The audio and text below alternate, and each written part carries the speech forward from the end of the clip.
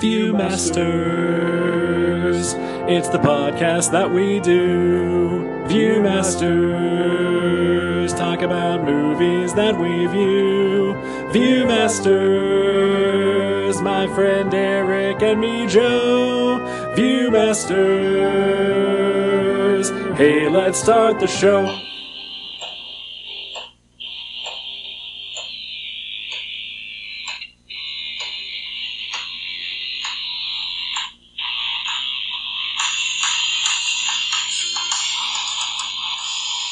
Hey, welcome to the Viewmasters, episode 255, Godzilla vs. Kong. My name is Eric. My name is Joe. Welcome, Joe. Hello, Eric. How are you doing today? I'm doing well. Epic intro.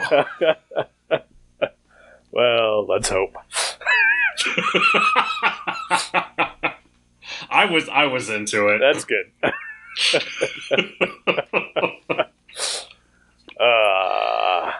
How are you doing? I am doing all right. How about you? I'm doing okay. Excellent. Yeah, this is I think even though people will hear this a month from now, this is the freshest movie that we have done at this point. You're right. Yeah, I know when I picked this last week, I thought the movie came out the day after we recorded. Yep. But we record a week apart, and this movie came out yesterday. Yes, it did. So yeah, very, very certified fresh in that respect. Yeah, even when I picked Wonder Woman, it was still it had come out like the week before. So yeah, this is almost like we went to the movie to see it and then talk about it afterwards. Aww. Man, remember going to the movies? I do. I miss that. Sorta. I miss aspects of that. Yes. How's that? Yeah, that's fair. Yeah. And I'll just go ahead and say, I wish I had seen this in a theater. Me too. This movie is the type of thing that you really sort of need to see in a theater, I feel like, to get the full experience. Yeah. I mean, I'm poor, so, my TV is not huge, and I don't have, a fancy sound system either, so, I just got what I got, and it works for most movies, but, it doesn't help this movie.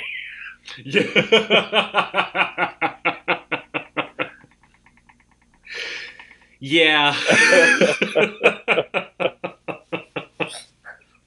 So it sounds like you maybe weren't a huge fan. I think it's fine. Yeah. So this is the fourth movie in the MonsterVerse series. Starting with 2014's Godzilla, which had Bryan Cranston in it for 5 minutes. Right, motherfucker. I'm still mad at that movie. As he should be, because it's just okay. It suckered me in. Yep, suckered with well the Bryan Cranston. Yep. And then that was followed by Kong Skull Island. And then Godzilla King of the Monsters, which I think came out a year and a half ago, something like that. I think so, yeah. And then this is what it's all been leading up to, I guess. I guess. But, so yeah, well, I mean, obviously we just shared our opinions on the 2014 Godzilla. Yeah. I absolutely loved Kong Skull Island. As did I. And I really enjoyed Godzilla King of the Monsters. I completely forgot about Godzilla King of the Monsters. Like, I started this movie, and I was like, that's kind of weird that we're going straight from Skull Island to this, and there's been, like, no Godzilla between, since 2014. I wonder how they're going to do that. And then I remembered, like, when Millie Bobby Brown showed up, I was like, oh, right. There was another Godzilla movie, which I know I have watched and remember literally nothing about. Okay. I guess that solidifies your opinion on that movie. I'm sure I enjoyed it when I watched it. I just have a terrible memory. I do too. I do remember watching it. I did not remember that Millie Bobby Brown was in it. I mostly remember that Millie Bobby Brown was in it because of like a pre-movie thing that always ran. Like there was a little while where Jenny and I were just going to the movies constantly because we had AMC Pass or whatever. Yeah. And at the beginning or before every movie started, there was like a roundup of all the movies that were coming out, and that was one of them. And there was always a shot of Millie Bobby Brown looking on in awe at Godzilla. So I remember that. Okay. That's literally the only thing I remember. And I think Vera Farmiga was in it, if I remember right. Yeah, she is. So, hey, there we go. I remember two things. Yep, and Kyle Chandler. That makes sense, since he's in this as well. Sorta. There's a lot going on. They didn't have a ton of room for a Kyle Chandler. I guess not. Well, I watched King of the Monsters probably about a month ago, 2 months ago. Oh, nice. Probably in preparation for, seeing this movie. Mm-hmm. Long before you picked it. And so, it's relatively fresh. Again, completely forgot who, one of the main stars of the movie is, but, Right. What are you going to do? Yeah, exactly. So much so that while watching this movie, I looked up on IMDb to, I was like, did they recast that role? Because, a couple weeks ago when we did Enola Holmes, I was pretty sure that I had never really seen her in anything.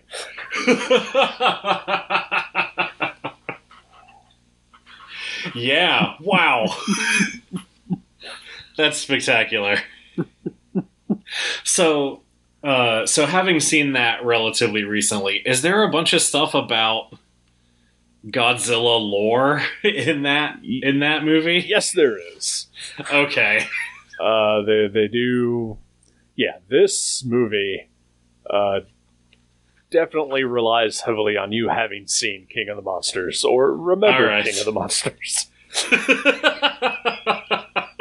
I mean, I was, even not remembering it, I was hanging in with this movie. Yeah. Like, okay, right off the bat, okay, Godzilla and Kong have an ancient blood feud or whatever. All right, that's fine. Let's keep going with this. Yeah, I mean, they do an adequate job of keeping you up to date, I guess, of all the developments without needing to see King of the Monsters. But there's still just a heavy reliance on it. Yeah. Mostly by, I think that is the movie that introduced all this stuff about Titans and, monsters fighting each other and all that nonsense. Gotcha. Because, let me put it to you straight. This movie is fucking nonsense. It really is. I knew we were into it at during the opening credits when it's talking about all the Hollow Earth stuff, and then it shows basically like a March Madness style bracket of all of the monsters that Godzilla has fought and all of the monsters that Kong has fought, and then they are the final two in the brackets.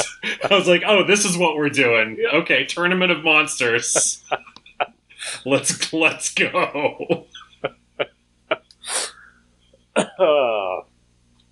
Yeah, boy, the minute, the instant that they mentioned Hollow Earth,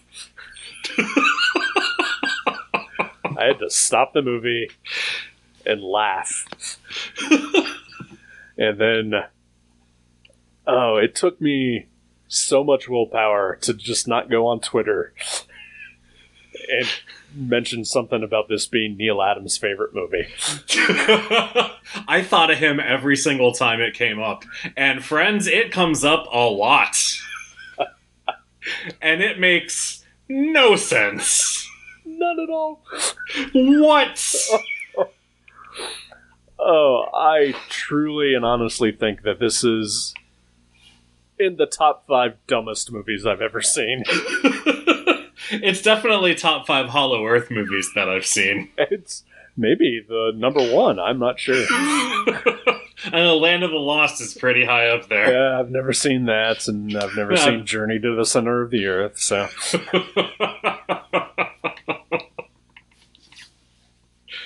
Oh, man. Yeah, no, this is... Yeah, this movie is utter nonsense. But I don't think it really deterred me from enjoying it. I don't think it did me either. Like there's some stuff that I thought was kind of slow. A little bit. But otherwise, I was invested in Kong's success. Yes. Like they did a really good job of setting him up as sort of the hero of the movie. Yeah, if you're on Twitter, I'm sorry, but there's a lot of stuff going on. Team Kong, Team Godzilla. This movie is 100% on Kong's side throughout. Right. I mean, we get the headline at the beginning that that Godzilla is no longer the Titan savior. Yeah. which made me laugh. Like, what they thought? Did they think this monster that breathes, fire or whatever is he cares about humans? Well, you idiots. He saved them all in the last 2 movies. Oh, right, of course. Yeah. You dumb asses. But I mean, Kong is the only character in this movie that is presented as having any kind of emotion or projected in any kind of sympathetic manner whatsoever. Right. He is the most human character in this movie. What about the little deaf girl? All right. Little Miss MacGuffin? Sure, yeah. But yeah, I mean, Godzilla is basically just a force of nature, and Kong is basically just a person. Yeah. Just a big, hairy person. He knows sign language, and he just, all he wants to do, he's the Hulk. Yeah, basically. He's Deaf Hulk. This is my new favorite movie in which a gorilla uses sign language, that's for sure. Sorry, Congo. Yeah, it's alright. Congo had it coming. You know what? It had a good 25-year reign or whatever as the top gorilla sign language movie. It's time. Have they never made a movie about Coco? They probably have. Okay. I know there's a movie called Coco.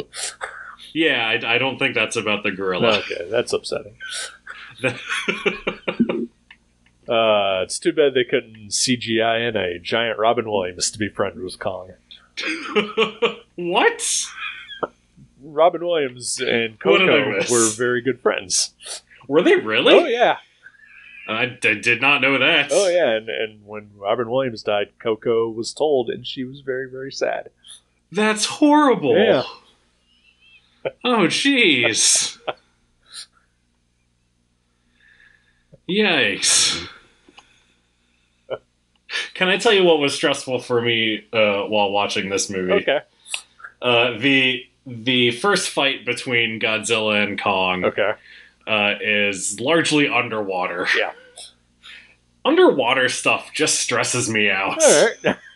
Like, I just the thought of getting pulled under and not being able to get up to the top and not being able to breathe and just drowning.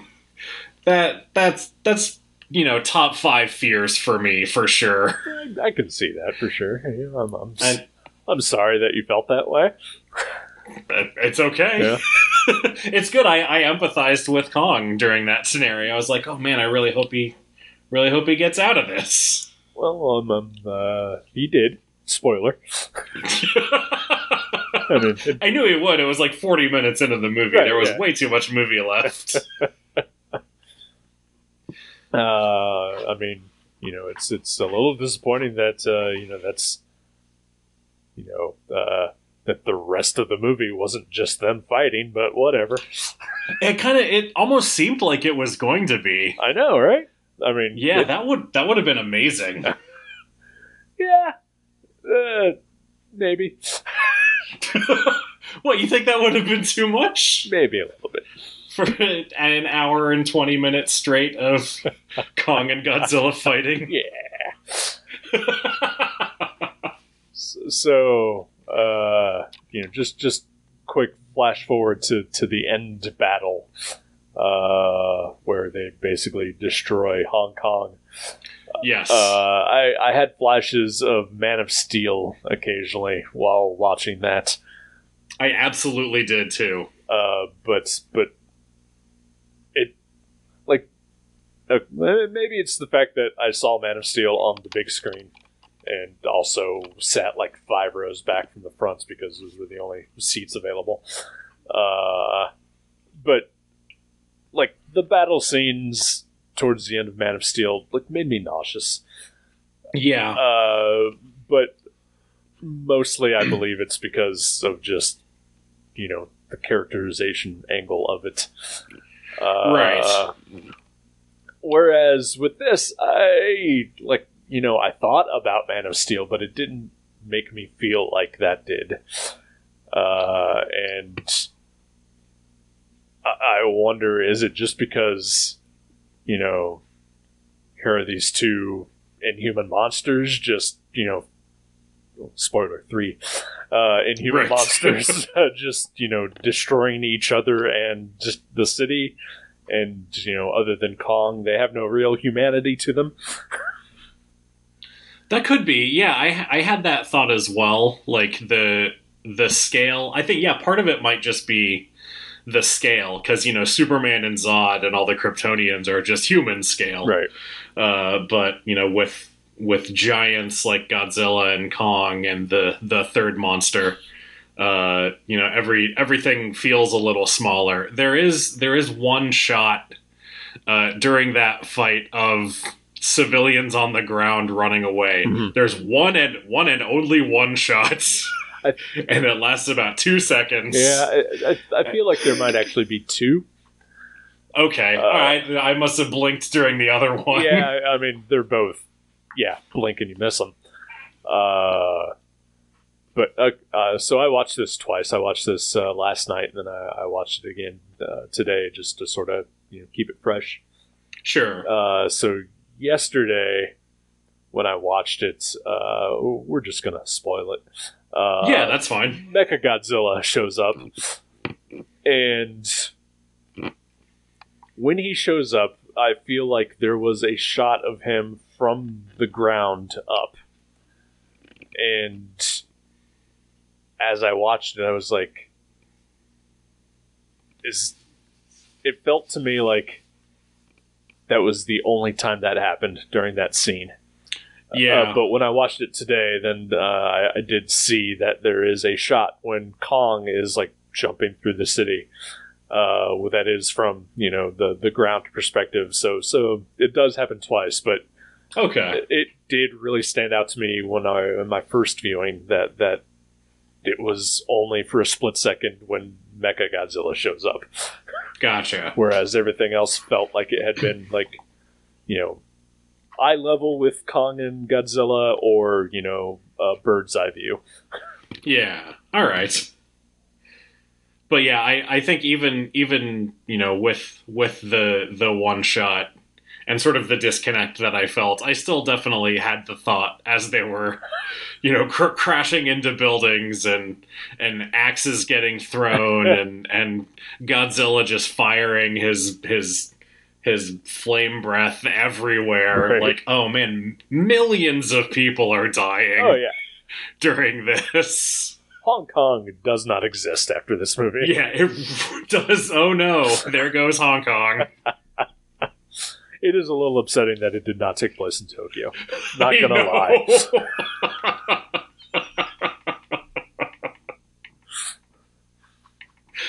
Oh man. It also makes me wonder, so is every building in Hong Kong just lined with neon?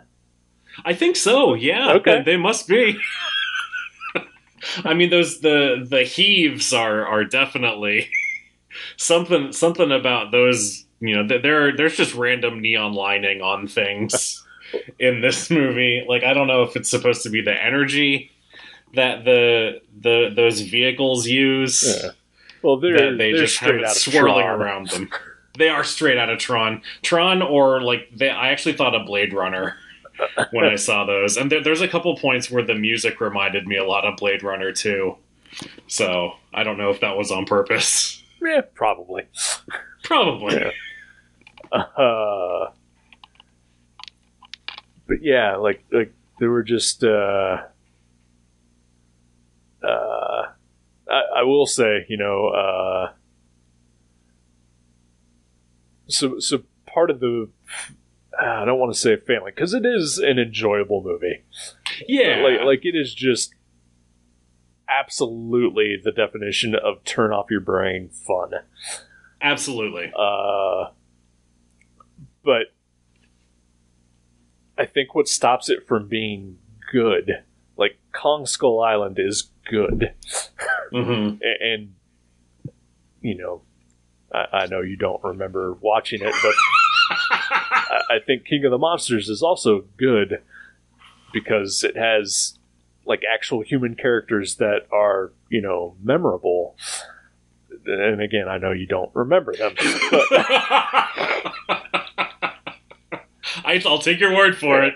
but like I think Vera Farmiga's character in King of the Monsters was good, and I mean Skull Island, like the movie is good, but the fact that John C. Reilly is in it and he pushes that movie into great. He really does. He's shockingly just heartbreaking in that movie. But also hilarious too. Yeah.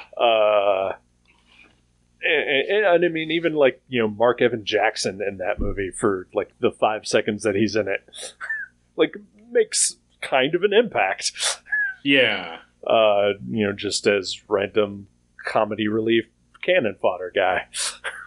I think maybe that's that movie has a sense of humor. Yeah.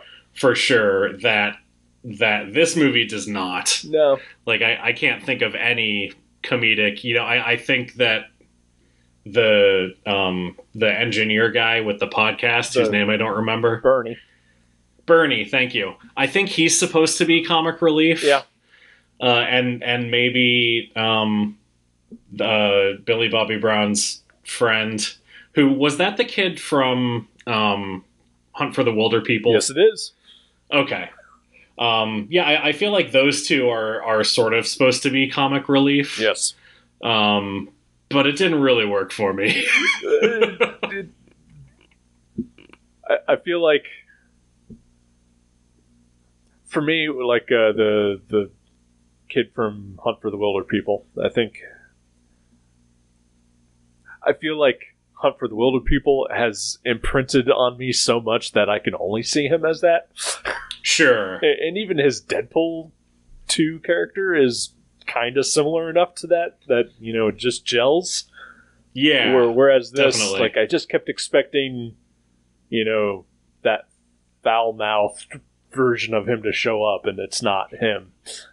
Like, he's, you know, quote-unquote acting in this movie. And his character has basically no personality. No, not at all. He just gets dragged along. Yep. I'm not sure why he's there. The Bernie though, like, he was just so over the top that it just did not work. There was one line of his that it did make me laugh, like, genuinely. But I feel like it was just because it was sort of meta.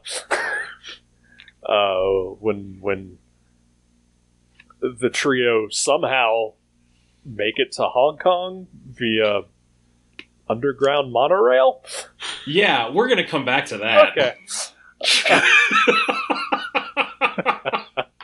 And they wind up in, like, the testing pit. And he just looks around and he's like, "This is so big and so stupid." It made me genuinely guffaw. That is a pretty good encapsulation of the movie. But yeah, that underground monorail. What the fuck? I don't know. That's really all I have to say about it, is what the fuck. There's so much in this movie that's just what the fuck. The fact that there's a hollow Earth, and they've already built a portal to it in the Antarctic. Yeah. Oh, boy. They need special flying cars to get there because the gravity inverts. I guess. I don't understand. So, like, I want to try to understand it, but I also really don't, because I don't care. Yeah. It is absolute nonsense. No, yeah. This whole movie is just full of dumb bullshit. It's like, you know, like when I watch a comic book movie, like it's happened to me, like when I saw Batman Begins or like the first X-Men movie, and it gets to like the unveiling of, like, you know, like in Batman Begins, Ra's al Ghul's ultimate plot, or Magneto's ultimate plot in the first X-Men, and it's like, I've been along with this ride, you know, all this time. And, you know, I know these characters from the source material, and I've seen them adapted into different things, but for whatever reason, like, once, like, those big plots get unveiled by those characters, it makes me stop and think, boy, this is really dumb. And this whole movie is that. Yeah. Just every line, every new revelation, every plot, you know, change or twist or whatever, progression, it just all says, I'm dumb. The movie starts with Kong in some sort of Hunger Games style a cage, I guess. And then it goes to the opening credits about the Hollow Earth and the Monster Tournament. What in the world?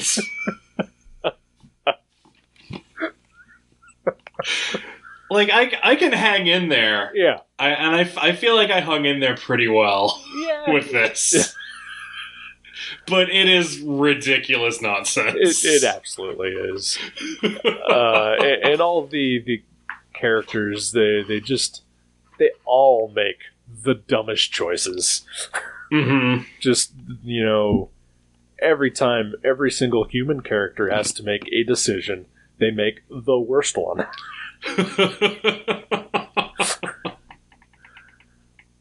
And I think that's where the movie fails for me, is that, you know, and at least in Skull Island for sure, there are memorable human characters to buffer, because you can't have a 2-hour movie of just monsters fighting. Right. And people always complain about the human characters in, like, Godzilla movies, but, you know, they're never going to go away. Yeah. you just can't have it. But, you know, And it's weird, when you watch a movie like this where you see so many pretty good actors in a movie where they ultimately don't matter. Yeah. Yeah, it's absolutely true. I really like Rebecca Hall. I wish she had something to do in the movie. Yeah, she really does not. I mean, this movie, I don't think this movie passes the Bechdel test. No, definitely not. There's 3 black characters and only one of them has a name, and you couldn't even remember it. But again, that's just because I have a terrible memory. Well, I know sure. he says his name constantly, and I think he wears a name tag Yep. throughout the movie. Oh yeah, absolutely. I'm just dumb. It's fine. But, I mean, he is literally the only one with lines that has a name.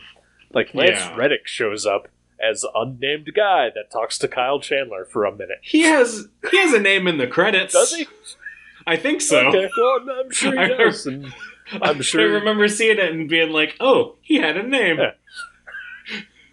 I know he gets higher billing than Kyle Chandler in this movie. Right. Man, what a total waste of both Lance Reddick and Kyle Chandler. Yes!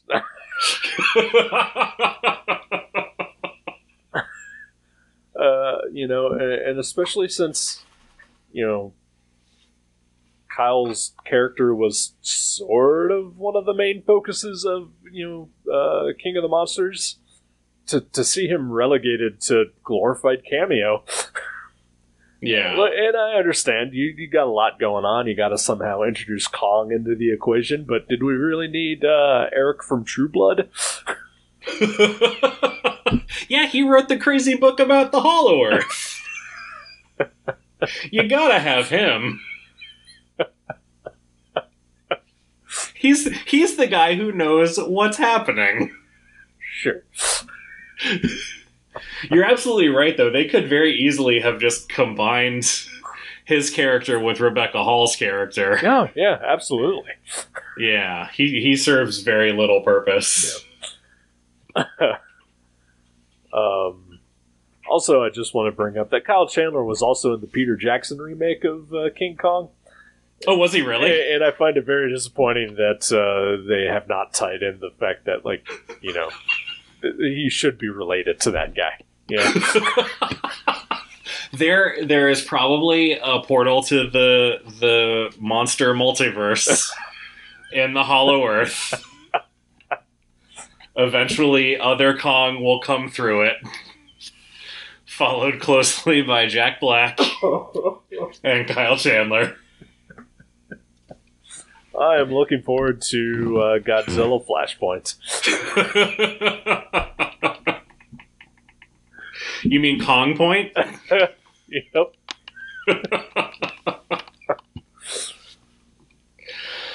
Oh boy.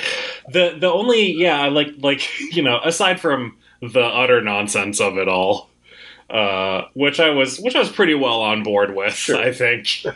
And the virtually non-existent human characters. I did have a problem with some of the scales. Okay. Like the scales of the monsters. Yeah. Like in my mind, before I started watching this, I was like, okay, so, Kong can climb a building and he's a couple stories tall and Godzilla knocks entire buildings over because he's enormous. Right. But, they both are the same size throughout, even if it means that they're both changing sizes together throughout the movie. Yeah. Yeah, like Kong tied up on an aircraft carrier, I feel like, is not the same as Kong being the same size as a skyscraper in Hong Kong.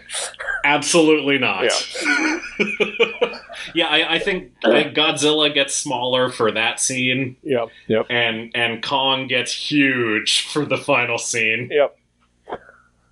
Maybe it's part of the crazy Hollow Earth gravity well. Well, when, Who knows? Godzilla, shoots his nuclear fire breath into the ground in Hong Kong and creates a hole directly through the Earth Yeah. into the hollow Earth on the opposite side of where they came in from. Yeah. No, that changed things, yeah. Listen, everybody knows that you can dig a hole from anywhere in the world and end up in Hong Kong. It's true. If you just keep digging. You dig a hole to China. That's right. Oh, shit. There are two stupid moments that stood out to me. I was going to say, just two? Yeah, I mean, there's a lot, but these two really, really stood out to me as just eye-rollingly bad. Okay. The first is during the first battle scene between Kong and Godzilla on the battleships, and Kong does a leap from one of the battleships to another that is reminiscent of John McClane jumping from Nakatomi Tower. Oh my god, I thought the same thing. I wanted to see them side by side. Right. And then that actually did make me laugh. And then at the end of the movie, he does the shoulder pop thing like Mel Gibson from Lethal Weapon. I have not seen Lethal Weapon, so I did not know that was a Lethal Weapon reference. Yep. Amazing. And of course, in the process, he knocks down a building while he's popping his shoulder into place. Of course. So yes, the hero of the movie. Yeah, the 80s action hero that is King Kong. He is a loose cannon. He doesn't play by the rules. It's true.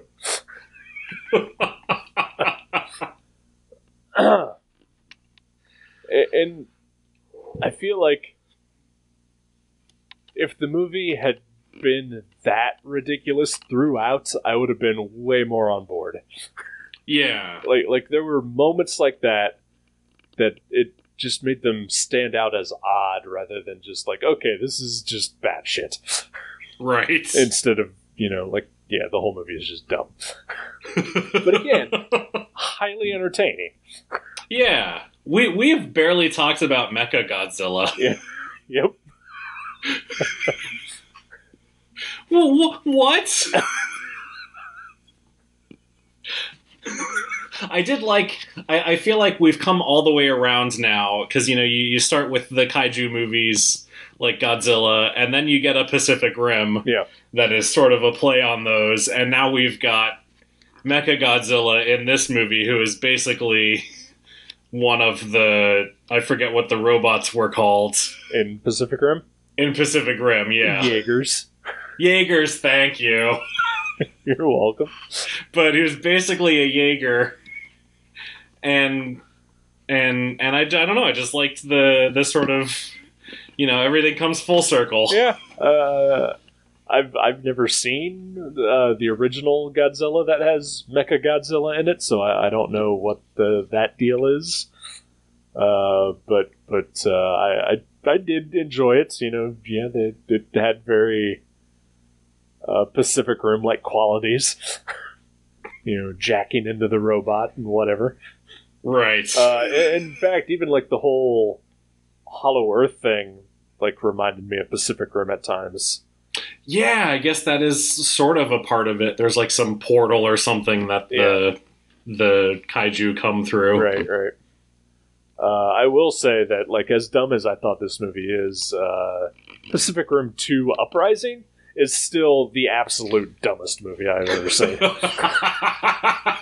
I have not seen the second one. I think we may have started watching it and gotten half an hour into it and turned it off. Probably for the best.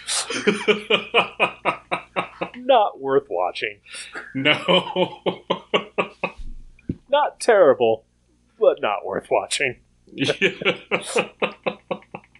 I did like also that there is zero explanation for how Mechagodzilla becomes sentient Yep. and functions on its own. None at all. Just happens. Like, that's perfect. Well, after they downloaded the energy source from Hollow Earth Right. and were able to instantly replicate it. I think that's like an NFT. Like, it all exists on the blockchain, and you can, transfer it, from the Hollow Earth to Hong Kong. I'm pretty sure that's how that works. I still don't really understand how NFTs work. I don't either. I do know it's fucking awful. Yeah. Godzilla would not be in favor of it, for sure. Nope, not at all. Mechagodzilla is the NFT of the kaiju movies. There's your poll quote from the podcast.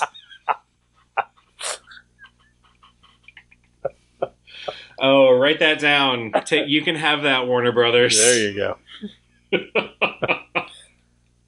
I really enjoyed the final fight scene. Yeah. It was clear, and you could see everything that was happening, even though it did take place at night between two CGI monsters. Right. But it definitely helped that apparently every building in Hong Kong is covered in neon. Yeah. Brightly Things colored, really stood out well. 80s neon. I did like the colors. Yeah, it's a colorful movie. Yeah, it really is. I liked the part when they go through the portal to get to the Hollow Earth, Mm-hmm. and Alexander Skarsgård says something about how it's going to be the most amazing thing you'll ever see. And then it just cuts to black. Sure. And then it looks like a poor version of the when Ant-Man shrinks really small and goes into the quantum realm. A most amazing thing I've ever seen. Yeah. Maybe don't hype that up. Yeah. Quite so much. Maybe that's why they cut to black. They were just like, let's leave it to their imaginations. That would have been better. Yeah. If they just hadn't shown anything at all. You know what? And then at the wrong. end, they all come out and they're like, "Whoa, that was incredible!" You're not wrong. But people would have bitched. They would have. Yep. They would have. Yeah, I mean, you know what you're getting when you watch this movie, I think. You absolutely do. I got everything I wanted from it. Yeah. I think Yeah. I would 100% watch this again. Yeah, it's. I feel like this is one of those review-proof movies. Yeah. No matter how many things we can pick apart from it, it still winds up being the movie that it is, and that's fine. Right. And if you wanted anything more, then maybe that's on you.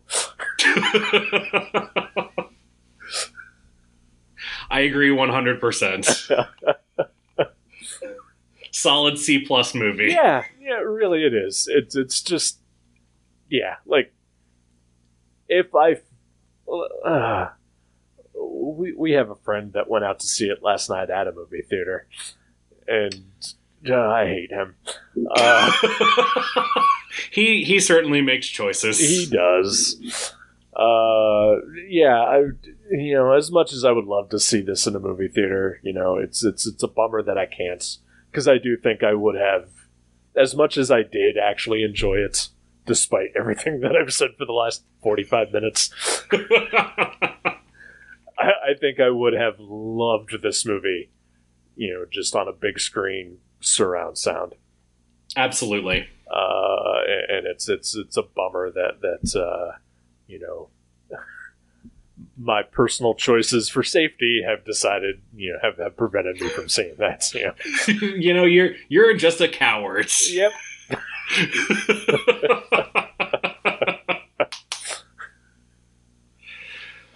Oh boy. Yeah. But yeah, I really liked this. Yeah, it was fun. You could do a lot worse. Exactly.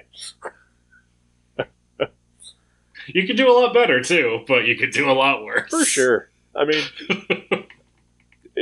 as far as rankings go, like, I would say this is the third best of the monster movies. Yeah. I don't think. I mean, Kong Skull Island. It's just. It is an. Fuck. What am I trying to say here? It is genuinely a great movie. Yeah, it's a step above the others. Yeah. by a big step above the others, for sure. And it's definitely better than the 2014 Godzilla. So, and everything is better than the 98 Godzilla. I've never seen that one either. I saw it at a Riff Tracks. Nice.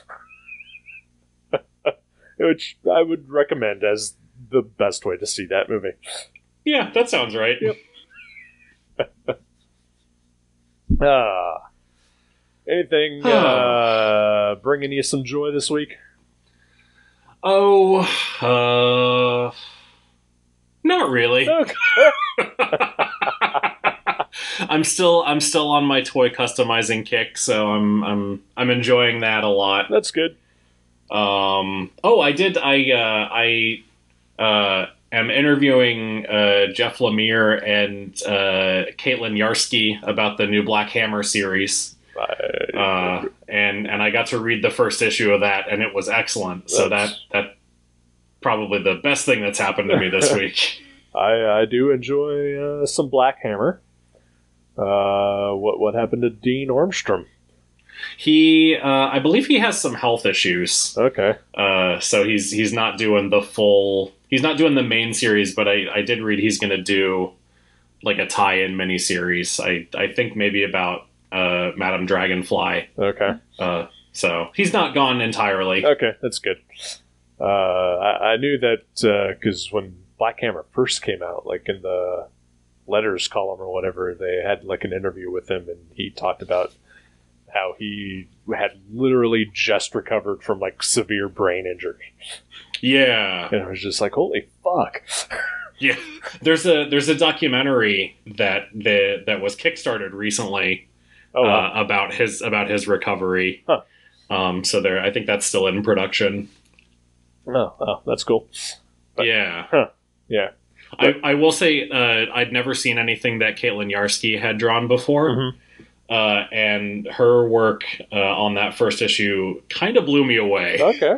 So it's really, really good. All right. Yeah, I've never heard of her, so.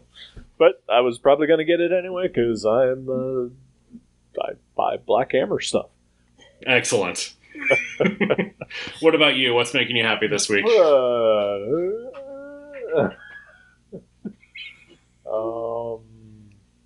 Yeah, not much. I get a day off Monday, but I'm kind of okay with that. Nice. Yeah. Do you get an early dismissal tomorrow? Nope. Ah. I mean, tomorrow's my day off at the church, but it's my night on at the hotel. So that's right. Yeah. So I work 7 days a week. So having a day off once every couple of months, it's nice. That's awesome. Yeah. Of course, then, I also know what's going to happen is I'm going to get real fucking bored and there's no one to hang out with and nothing to do because the world. I'm sorry. Not your fault. Unless you caused the virus. Oh, shit. Should I not have revealed that? I would have kept it on the end to myself. Yeah. Let's cut this part. Okay, all right. But I did have sex with a bat once. In Wuhan? Yeah, of course. Where else? That's where you got to have sex with bats. That's the only place where there are bat brothels in the world.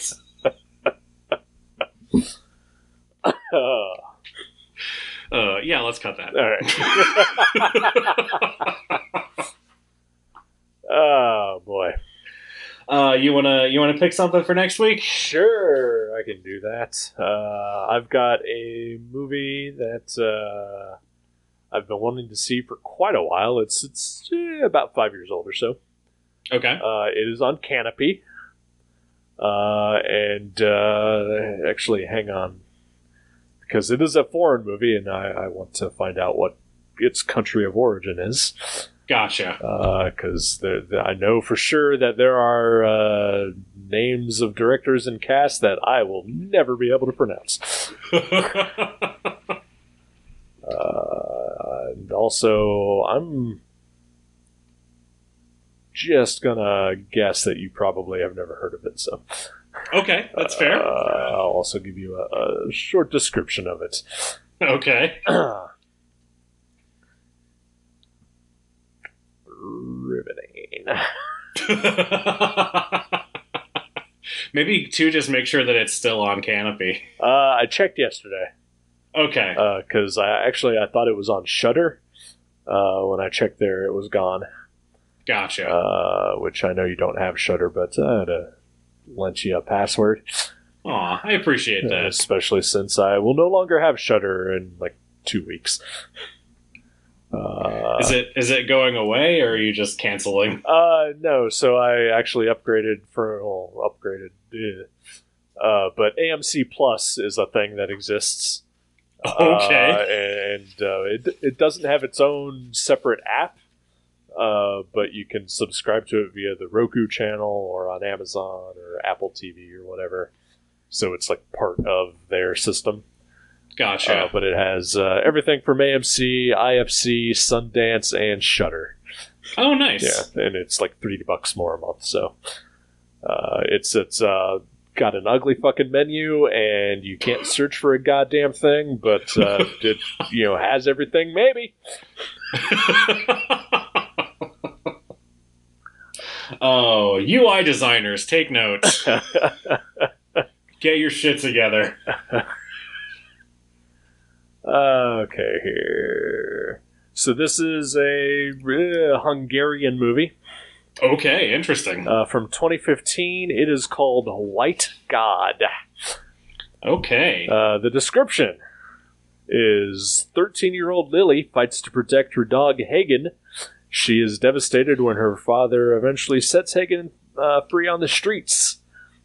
Still innocently believing love can conquer any difficulty, Lily sets out to find her dog and save him. Oh.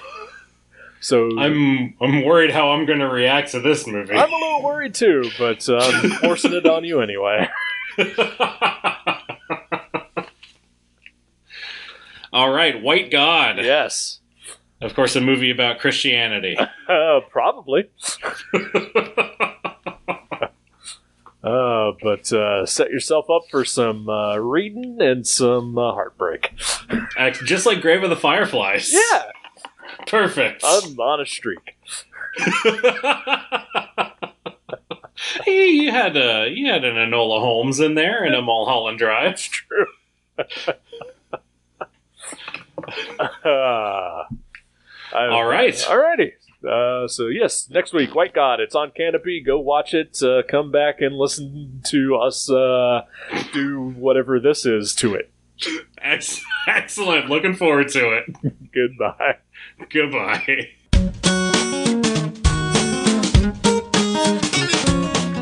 Thank you for listening to The Viewmasters. You can subscribe to the show directly at view.guttertrash.net or at iTunes and leave us a review. Visit view.guttertrash.net for email information and links to Facebook and Twitter. We'll see you next time on The Viewmasters.